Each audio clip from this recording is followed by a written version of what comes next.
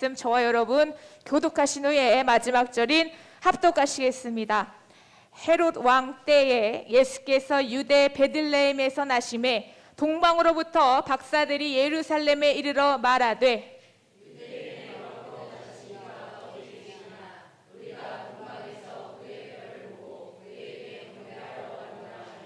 헤롯 왕과 온 예루살렘이 듣고 소동한지라.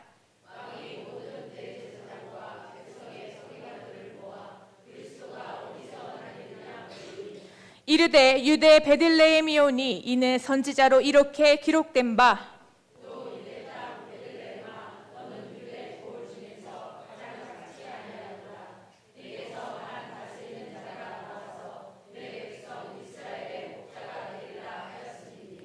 이에 헤롯이 가만히 박사들이 불러 별이 나타난 때를 자세히 묻고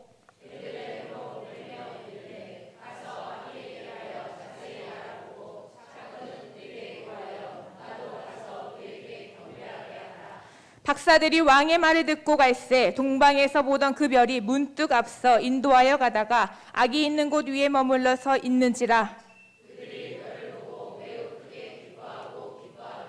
집에 들어가 아기와 그의 어머니 마리아가 함께 있는 것을 보고 엎드려 아기께 경배하고 보배 합을 열어 황금과 유황과 모략을 예물로 드리니라. 그들은 꿈에 헤롯에게로 돌아가지 말라 지시함을 받아 다른 길로 고국에 돌아가니라.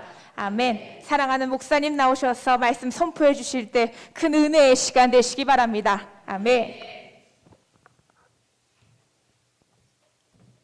모든 영광 하나님께 돌리겠습니다. 기도하겠습니다. 하나님의 자녀가 성탄 감사 예물 드렸습니다. 또 기타 11조 예물, 기타 여러 가지 예물을 감사 예물을 드렸습니다. 하나님 이들이 성탄을 축하하는 마음으로 예배 드리면서 또 예물 드렸사오니 이들에게 성탄의 기쁨이 가정가정마다 있어지게 하여 주시옵소서. 놀라운 하나님의 은혜의 역사가 날마다 있어지게 하여 주옵시고 영적으로 육적으로 부족함 없는 강건하고 복 있는 가정들 다 되게 하여 주옵소서. 오늘 또 은혜 받고 하나님께 영광 돌리기 위해서 나왔사오니 주여 이들 심령의 하늘의 복으로 은혜로 채워 주옵소서. 예수님의 이름으로 기도드리옵나이다. 아멘. 오늘은 예수님께서 인간을 구원해 주시기로 이 땅에 오신 날을 기념하는 성탄절인데요. 그런데 오늘은 그 예수님께서 오신 날을 동방박사들이 예수님께 경배하는 내용입니다.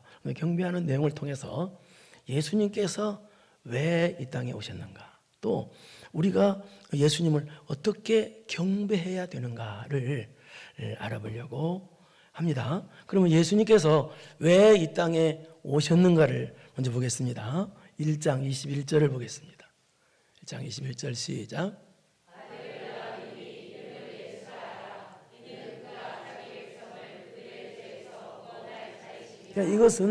이것은 하나님께서 요셉에게 하신 말씀인데요. 아들을 낳으리니라고 그랬어요. 그런데 여러분, 예수님은 육신의 아버지가 없습니다. 이게 무슨 말일까요? 사람은 결혼하면 부부관계를 통해서 아이가 태어나죠. 그런데 예수님은 이 땅에 오실 때 그렇게 오신 것이 아니라 성령이 잉태해요. 이게 무슨 말이냐? 영이신 하나님께서 인간을 구원하기 오셔야 되는 인간이 되셔야 되거든요. 그래서 인간이 되시기 위해서 마리아의 몸을 빌어서 마리아의 몸을 통해서 인간을 구원하기 위해서 이 땅에 오신 분이 예수님이십니다. 그래서 예수님의 육신의 아버지는 없는 것입니다. 그런데 이 요셉이 또 마리아와 결혼 약속이고 또 후에 이 부부로 살았기 때문에 성경은 요셉을 육신의 아버지라고 그렇게 불러주고 있습니다. 근데 그 요셉에게 지금 하나님께서 하시는 말씀인데 뭐냐면 아들을 낳으리니 이름을 예수라 하라 라고 그렇게 말씀하시고 계세요. 결혼을 하면, 아이를 낳으면 부모가 되게 자식 이름을 지어주죠. 그러니까 예수님은 하나님의 아들이고 또 하나님이시기에, 그래서 아버지이신 하나님께서 이름을 지으셨다는 거예요. 근데 하나님께서 이름을 지으신 그 이름이 예수라는 거예요. 예수. 예수라는 말은 히브리어로 여호수아란 말인데 이것을 헬라어로 표기한 말이 예수입니다. 이 여호와는 구원이시다라는 뜻입니다. 여호와는 구원이시다. 그러니까 구원자예요. 그러니까 이거 예수라는 이름 속에서도 벌써 예수님께서 이 땅에 왜 오셨는가를 가르쳐주고 있죠. 우리를 구원해 주시고 오신 분이라는 뜻이에요. 그러면 그 예수님께서 오셨는데 그럼 누구를 구원하시며 어떻게 구원하시느냐는 거예요. 여기 다 나와요. 이는 그가 자기 백성을 그들의 죄에서 구원할 자심이라. 이는 예수님을 왜 예수라고 이름 지었느냐? 그 이유는 그가 예수님이 자기 백성을 그들의 죄에서 구원하고. 근데 구원하는데 온 세계 사람들을 구원하는 게 아니고요. 자기 백성이 자기 백성. 자기 백성이라는 말은 무슨 말이냐? 선택받은 하나님의 백성이라는 뜻인데요. 그런데 구원하는데 그들의 죄에서 구원할 자시다. 그들의 죄에서 구원하시러 오셨다는 거예요. 자기 백성의 죄에서. 이 말은 무슨 말이냐? 우리는 죄졌기 때문에 어때요? 우리는 멸망받아 심판을 받아야 돼요. 그래서 우리가 구원을 받으려면 우리의 죄 문제를 해결해야 돼요. 그런데 인간의 힘으로는 우리의 죄 문제를 해결할 수가 없습니다. 그렇다면 어떻게 해야 되겠어요? 하나님께서 우리의 죄 문제를 해결해 주셔야 되는데 그럼 우리의 죄 문제를 해결해 주시려고 어떻게 되냐? 예수님을 보내셔서 예수님이 우리 죄를 대신 짊어지시고 십자가에 달려 죽으셔 주심으로 그래서 우리를 구원해 주시러 오셨다는 거예요. 그런데 죄에서 구원해 주시는 그 백성이 누구다? 자기 백성이란 말이에요. 자기 백성. 이 중요하니까 설명합니다. 예수님께서는 모든 인류를 구원해 오신 것이 아닙니다. 만약에 모든 인류를 다 이 세상 사람 다 구원해 오셨다면 여러분 교회 나올 필요도 없어요. 예수님 안 믿어도 다 구원받는데 뭐라고 했습니다. 다 구원받잖아요. 다 죄용서받고 다 그러니까 모든 인류를 다 구원해 주기 위해서 오셨다면 예수님께서 죄져도 된다니까요. 다 구원받는데 뭐. 그런데 누구만? 자기 백성만 구원받는다는 거예요. 그 뜻이에요. 이 자기 백성을 구원받는다는 또 무슨 말이냐? 전능하신 하나님께서 많은 사람 가운데서 특별히 저와 여러분을 택해 주시는 복을 주셨다는 뜻이에요. 그걸 어떻게 하느냐? 믿어진 게 택해진 거예요. 안 택한 사람 믿어지지도 않아. 이건 은혜예요, 은혜. 좀 신앙생활 깊어지면 이 택함에 대해서 알게 됩니다.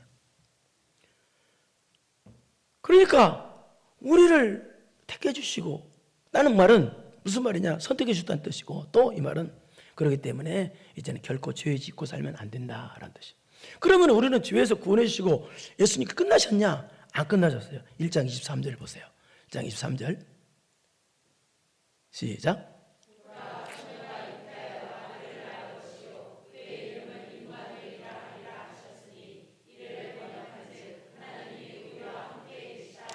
근데 예수님께서 우리를 구원해 주시고 끝난 것이 아니라 임마누엘이라는 말은 하나님이 우리와 함께 계시다라는 뜻이에요. 그러니까 무슨 말이에요? 우리를 죄를 용서해 주시고 구원해 주시고 끝난 것이 아니라 우리가 영원토록 함께 해 주시기 위해서 오셨다는 뜻이에요. 그러니까 우리를 영원토록 함께 해 주시고 오시는데 근데 또 이 뜻은 무슨 뜻이냐? 함께 해 주시고 끝나는 게 아니라 우리를 쓰신다는 뜻이에요. 그러니까 하나님의 백성, 자기 백성을 구원해 주시기 위해서 또 영원토록 죄를 용서해 주시고 또 영원토록 함께 해주시고 또 우리를 쓰시기 위해서 오셨다는 뜻이 임마누엘이라는 뜻이에요. 얼마나 감사해요. 그런데 그러면 하나님은 자기 백성 함께 하시고 쓰신다는데 그럼 누구를 쓰시냐? 그게 바로 오늘 본문에 마리아와 같은 사람, 요셉 같은 사람 쓰신다는 거예요. 그럼 마리아와 요셉은 어떤 사람이냐? 오늘 본문대로 하자면 이 마리아와 요셉. 마리아는요 처녀인데도 아기를 가졌어. 이 당시요 결혼하기 전에 임신을 아기를 가졌다는 것은 이 당시 법으로 돌에 맞아 죽습니다. 그리고 온 가문의 수치야. 이 여인에도 수치고 모든 게 수치예요. 이 당시는요. 그렇기 때문에 이 마리아는 이거예요. 살은 목숨이 아니라 죽은 목숨이나 다름없는 거예요. 그리고 또 요셉 입장에서도 자기와 결혼할 여자가 자기와 잠자리도 같이 안 했는데 부부관계도 안 했는데 임신을 턱 해버렸어. 그 요셉 입장에서는 말이 안 되는 거예요, 이게. 네. 그 이해가 안 가고 요셉 가문에도 아주 먹칠을 하는 거예요. 그러니까 이 하나님 말씀에 순종하려면 어떻게 돼요? 모든 수치와 고난을 한 몸에 다 받아야 돼. 순종하면. 그런데도 요셉과 마리아는 하나님 말씀에 순종하면 그렇게 수치와 고난을 당한데도 불구하고 하나님 말씀대로 순종했다는 얘기입니다. 그것이 하나님과 함께하는, 임마누엘과 함께하는 하나님의 자기 백성의 모습이다, 그 말이에요. 그러니까 여러분도 무슨 얘기야? 하나님 말씀 순종하는 거, 하나님 때문에 고난을 당하고 하나님 때문에 수치를 당하고 하나님 때문에 어려움을 당한다 할지라도 하나님의 자기 백성은 그 하나님의 뜻에, 그 하나님의 말씀을 겸손히 따르는 자가 바로 하나님의 자기 백성이라는 뜻이라는 그 뜻이에요. 그런데 그러면 예수님께서 이 땅에 오셨을 때 가장 먼저 가서 경배한 사람들이 있었는데요. 그 누굴까요? 첫째는 목자들입니다. 목자들이 예수님을 가장 먼저 경배했는데요. 근데 이 당시 목자들은요, 유대 사회에서 가장 천대받는 직업이었습니다. 사람 취급도 못 받아요. 가장 천대받는 직업의 사람이었는데 예수님의 탄생의 복음이 가장 먼저 그 사람들을 간 거예요. 그래서 가장 먼저 예수님이 이 땅에 오셨을 때 가장 먼저 경배한 사람이 가장 천대받는 목자들이었습니다. 이 말은 무슨 말이냐? 하나님은요, 사람 차별하지 않는다는 거예요. 사람이 사람을 차별하지 하나님은 사람 차별하지 않냐고. 누구든지 하나님께 나오면 다 소중히 여겨주신다는 뜻이에요. 그 다음에 두 번째는 박사들이에요. 동방 박사들. 박사들이 경배를 했어요. 근데 박사들은 또 어떤 사람이냐? 이방인이에요. 이방인. 이스라엘 백성이 아니에요. 그러니까 이 말은 무슨 말이냐? 유대인만, 이스라엘 백성만 구원받는 게 아니라 누구든지, 이방인은 누구든지 예수님만 믿으면 죄 용서받고 구원받는다는 뜻이에요.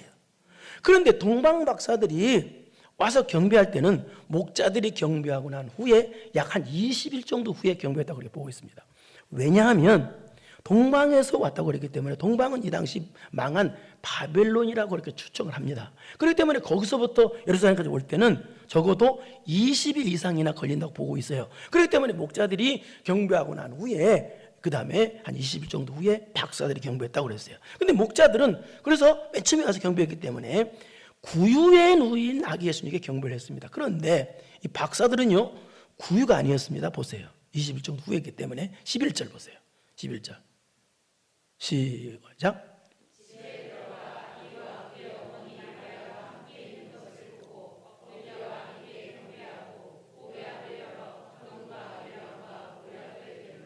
여기 뭐예요? 집이라고 그러죠. 집. 집에 들어가라고 그러죠. 그러니까 구유가 아니었어요. 그래서 이렇게 성탄 그림 같은 데 보면은 이 박사들이 구유에 놓인 예물을 드리면서 이렇게 경배하는 그림이 아주 굉장히 문제가 있는 그림이죠. 어쨌든 간에 오늘은 어떤 내용이냐? 이 동방박사라는 내용이라고 그랬죠. 이 동방박사가 경배 드릴 때, 예수님께 경배 드릴 때 무슨 일이 났느냐라는 내용이 오늘 본문의 내용입니다. 보겠습니다. 1절을 보겠습니다. 시작.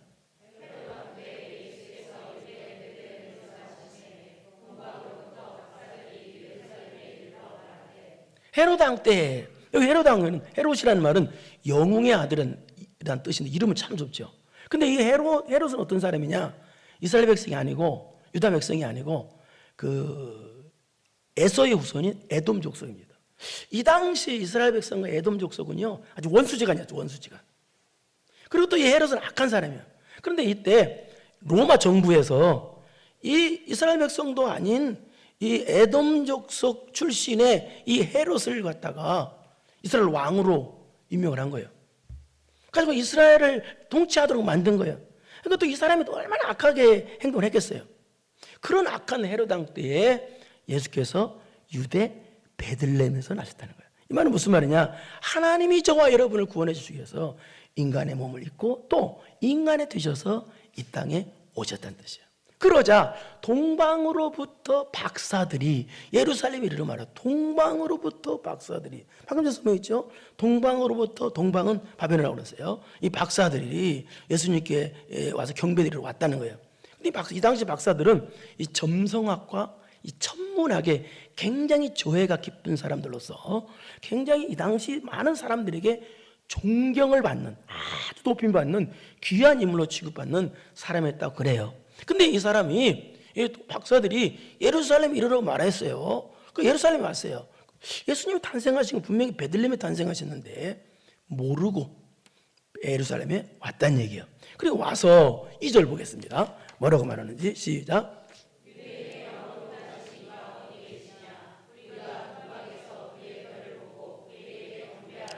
근데 박사들이 말하기를 메시아를 찾는데 뭐라고 찾냐? 유대인의 왕으로 나시니까 어떻게 되냐고 묻습니다. 네, 찾는데요.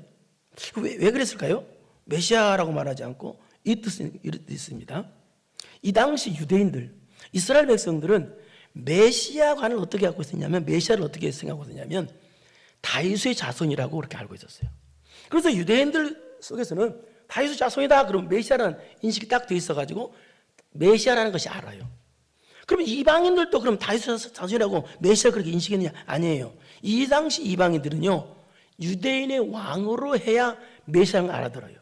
그래서 유대인의 왕이 메시아다라는 걸 알고 있었기 때문에 그렇게 인식하고 이방인을 그렇게 불렀기 때문에 이방인인 동방 박사들이 지금 예루살렘에 와서 유대인의 왕으로 하시니까 어디에 이렇게 물어본 것은 바로 유대인만의 왕을 찾은 것이 아니라 바로 메시아를 찾은 거예요. 그러니까 이방인인 이 박사들이 메시아, 구세주가 어디서 났느냐? 근데 그 구세주 유대인 왕이 어디서 났느냐라고 이렇게 이제 물었다는 거예요. 근데 이제 이 박사들이 왜 여기 가서 물었냐? 그 이유는 그거예요. 이스라엘 백성이라면 당연히, 또 예루살렘에 살고 있는 유대인이라면 이스라엘 백성은 당연히 메시아에 대해서 알고 있을 거라고 생각했던 거예요. 이 박사들이. 그래서 간 거예요. 그런데 정작 이스라엘 백성들은, 예루살렘 성에서 살고 있는 이스라엘 백성들은 정작 그렇게 메시아를 대망하고 있으면서도 그들은 메시아가 오셨는데도 전혀 모르고 있었어요. 그런데 그때 와서 박사들이 뭐라고 말하냐? 우리가 동방에서 그의 별을 보고 그에게 경배하러 왔다고 말합니다. 그런데 이 박사들은 어떤 사람이에요? 별을 연구하는 사람이라고 그러죠. 별을 연구하는 사람. 그래서 별을 연구하는 것과 이 별과 하나님 말씀과 연결을 시킨 거예요. 그래서 민수기 24장 17절에 나오는 말씀을 하나님 말씀으로, 거기에 별이 나오거든요. 그 별과 메시아가 연결시킨 거예요. 그래가지고 우리가 별을 보고 경배하러 왔다, 이 말은 별을 보고 메시아께 경배하러 왔다, 그 뜻이에요. 그런데 이 민수기 24장 17절은 다른 뜻인데요, 그 문자적으로 무슨 뜻이냐면 하나님께서 거짓 선지자 발람, 이 거짓 선지자 발람을 통해서 메시아를 예언하도록 그렇게 한 그런 내용인데요. 한번 보겠습니다. 민수기 24장 17절 한번 보겠습니다. 시작. 내가 그를 바라보아도 가까운, 여기 보니까 한 별이 야곱에게서 나오며, 여기 보세요. 여기까지 한 별이 야곱에서 나온다고 그랬죠. 그래서 별을 연구하는 학자들이기 때문에 이 별을 하다가 메시아 도래의 상징 사건을 본 거예요. 그리고 또 성령께서 특징 이상한 특징 큰 별이 나타나면 그것이 메시아가 탄생할 징조라고 성령께서 가르쳐줬기 때문에 그래서 알고 왔다고 그렇게 보고 있습니다. 그래서 이제 예루살렘에 와가지고 우리가 별을 보고 왔는데 유대인은 나신 왕이 어디 계시냐라고 이제 물어본 거예요. 별을 보고 왔다. 유대인 왕이 어디 계시냐? 그렇다면 뭐예요? 지금 현재 예루살렘 누가 있어요? 현직 유대인의 왕인 헤롯이 있잖아요. 그 박사들이 와서 유대인의 왕이 어디 계시냐? 메시아를 부른 건데, 근데 그 메시아에 대해서 모르는 헤롯은 어떻게 된 거예요? 난리가 난 거예요. 그게 3절에 보세요. 본문 3절. 그게 난리가 났다는 얘기야. 시작. 이거 소동한 지가 난리가 났다는 뜻이에요. 그리고 또 난리가 난 것은 왜 그러냐면 이 당시 동방 박사들이 할 때 황금과 유황과 몰약 세 가지 예물을 드려서 사람들이 3명이 왔다고 생각하는데 그렇지 않습니다. 왜냐하면 이 당시 동방 박사 3명이 올 수가 없는 이유가, 왜냐하면 그 경호와 안내를 위한 수행원들이 많이 왔다고 보고 있어요. 그렇기 때문에 거창하게 생긴 사람들이 와가지고 유대인의 왕으로 나신 어디냐고 물으니까 메시아에 대해서 모르는 헤롯 왕이 난리가 난 거예요. 악한 헤롯. 이 당시 헤롯이 나이가 한 70 정도 됐다고 보고 있는데요. 이게 폭군이야, 폭군. 이 폭군이 생각하기를 뭐라고? 내가 유대인의 왕인데 아니 무슨 또 다른 유대인 왕이 태어나? 이 말이 되냐? 난리가 난 거예요. 그리고 또 이거 소동한지라 또 이 뜻은 무슨 뜻이냐? 예루살렘 성에 살고 있는 사람들이 공포와 두려움에 떨었다는 뜻이에요. 이 말은 무슨 말이냐?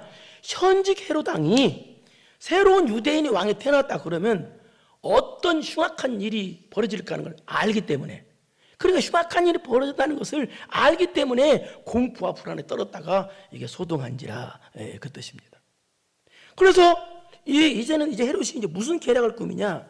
유대인의 왕인 그리스도를 살해할 계략을 꾸밉니다. 그래서 살해하려고, 예수 그리스도를 살해하려고 그 다음에 무슨 짓을 하냐? 4절 보세요. 헤롯이 시작.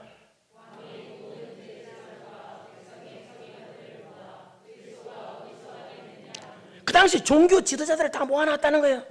그리고 그리스도가 어디서 났느냐? 그리스도는 기름 부음을 받은 자라는 헬라어입니다. 이 그리스도를 히브리어로 바꾼 것이 순수하게 메시아라는 뜻입니다. 그리스도가 헬라어고 메시아는 히브리어입니다. 같은 말이에요.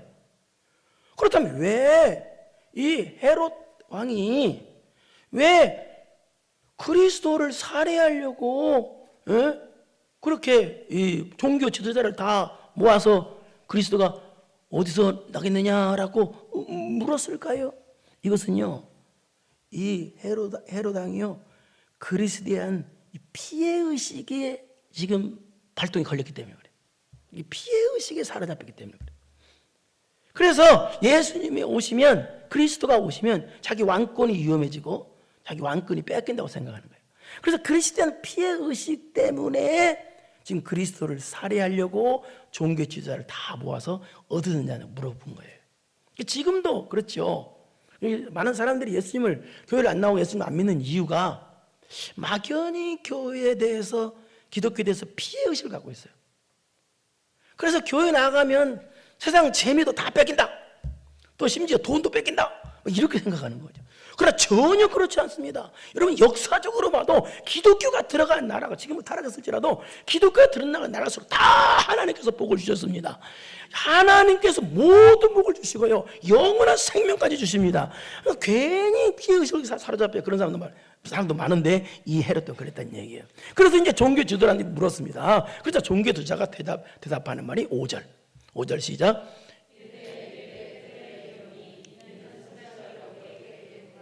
네, 그래서 이 당시 종교 지도자들이 성경을 잘 알기 때문에 미가서 5장 2절의 말씀을 가지고 지금 말을 했다는 거예요. 베들레헴이라고 말했다는 거예요. 그런데 이 당시 종교 지도자들은요, 성경을 너무 많이 아는 사람들입니다. 그러나 믿지는 않는 사람입니다. 여러분, 성경을 아무리 많이 알아도요, 믿고 순종하지 않으면 구원이 없습니다. 성경을 아는 것보다 더 중요한 것은 믿고 순종하는 것입니다. 그러니까 여러분이 아무리 성경을 달달 외울 정도 알고 있어도 여러분이 안 믿고 순종하지 않으면 구원이 없다는 얘기입니다. 그러니까 이 사람들이 지금 종교 지도자들은 성경에 대해서 박사들이에요. 그런데 안 믿어. 그러니까 아니까 또 잘 가르쳐. 미가서 5장 2절 들어서 예수님이 어디서 탄생하는가를 가르쳐줬다는 얘기예요. 그게 미가서 5장 2절 말씀 그대로 인용해서 말한 내용이 6절에 보세요. 6절 시작. 또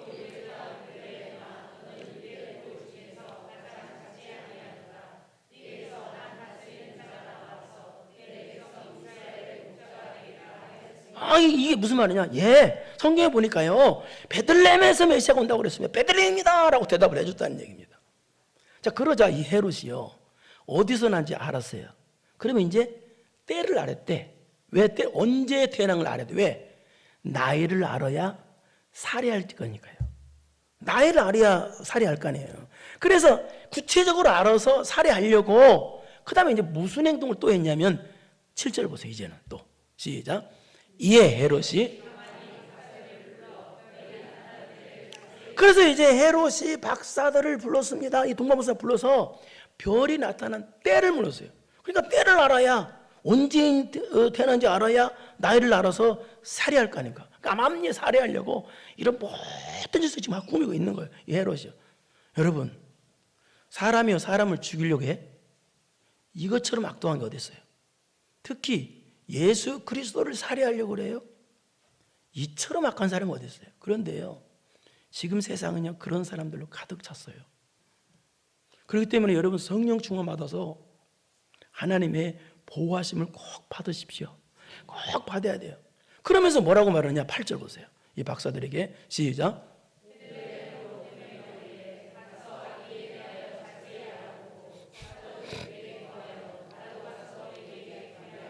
그래서 베들레헴에 보내면서 말했다. 어디인지 알았으니까 보내면서 박사들 보내면서 가서 자세히 알아보고 찾거든. 그다음 나한테 보고해. 헤롯이 그랬다니 보고해. 그러면 왜 그러냐면 나도 가서 경배하려고 그래. 네, 그렇다는 얘기입니다. 이거 뭐예요? 새빨간 거짓말이죠. 거짓말 친 거예요. 경배는 무슨 경배예요? 살해하려고 한 것이지. 그런데 이제 박사들은 이 헤롯의 이런 못된 계략인지도 모르고 헤롯을 만나고 그다음에 이제 예수님 찾아서 이제 나가게 되는데요. 그런데 나가니까 9절 보세요. 9절 시작.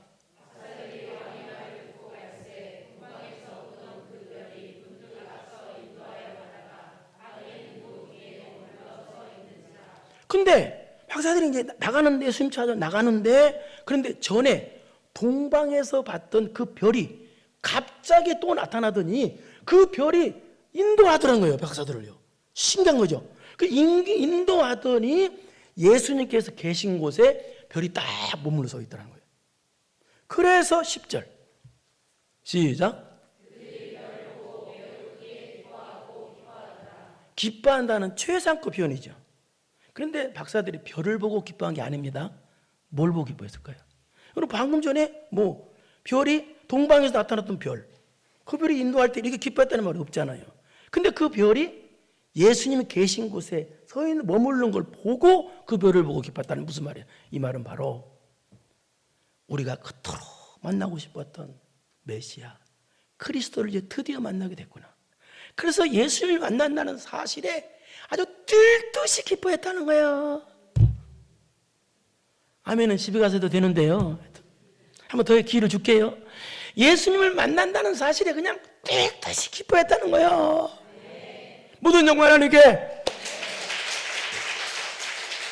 여러분 어떤가요? 여러분 어떤가요? 여러분 예수님 만나는 것을 이렇게 매우 크게 기뻐합니까? 인생 최고로 기뻐합니까? 오늘 성탄 축하 예배 때 여러분 인생 최고로 기쁩니까? 경배하는 게 기쁩니까? 예배가 기쁩니까? 기도가 기쁩니까? 아니면 돈이 기쁩니까? 육적인 것이 기쁩니까? 육적인 쾌락이 기쁩니까? 죄악이 기쁩니까? 여러분 역사에 박사들 참 많습니다. 지금도 뭐 세상에 박사들 널려있죠. 역사에 성경 역사에 이름은 안 나와 있지만 가장 위대한 박사들은 이 동방 박사들입니다. 여기뿐이 없어요. 이방. 왜요? 하나님 만나는 것을 가장 기뻤기 때문에 그래요. 예수님께 경배하는 것을 가장 기뻐한 사람들이기 때문에 역사상 가장 위대한 박사들이 된 거예요.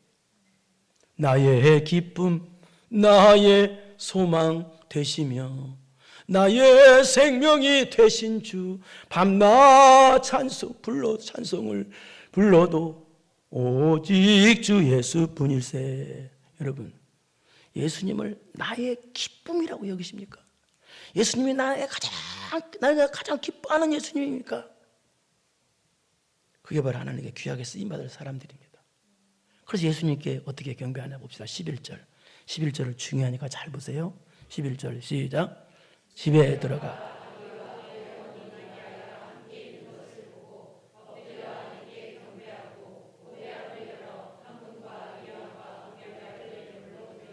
들어가 경배 대상이 누구예요?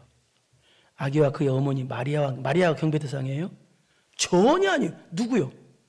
아기께. 마리아 함께 있는 걸 보고 누구한테 엎드렸어요? 아기께 경배하고 그랬어요. 여러분 아기께 경배요? 여기 경배는 엎드려 절한다는 뜻이에요.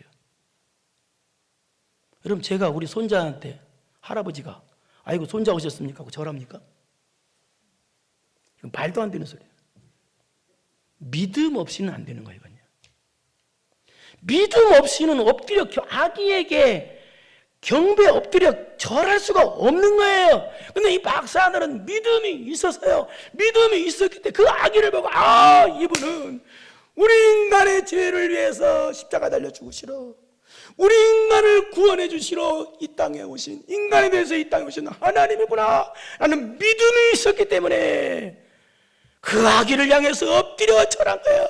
엎드려 절하세, 엎드려 절하세, 엎드려 절하세, 구세주 났네. 제가 성탄절 찬송에서 엎드려 절하세 찬송을 참 좋아합니다. 왜? 믿음 있는 사람은 엎드릴 수 있어. 여러분 끝나고 날 때 우리 손자한테 엎드려 절할 수 있는 사람 손 들어봐요. 없단 말이요. 믿음이 있기 때문에 악인데도 불구하고 그 박사들이 엎드려 경배를 절을 합니다. 믿음이 있었기 때문에 보배합을 열어 황금과 유황과 몰약이라는 최고의 예물을 드릴 수가 있었던 거예요. 그리고 12절 시작. 그들은 꿈에 하나님께서 박사들이 피가 안 가도록 살려주셨다는 뜻이거든요. 오늘 핵심 뭡니까?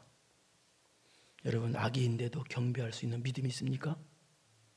아기인데도 믿음으로 경배할 수 있냐고요. 두 번째는 예수님 만나는 걸 가장 기뻐합니까? 예배를 기뻐합니까?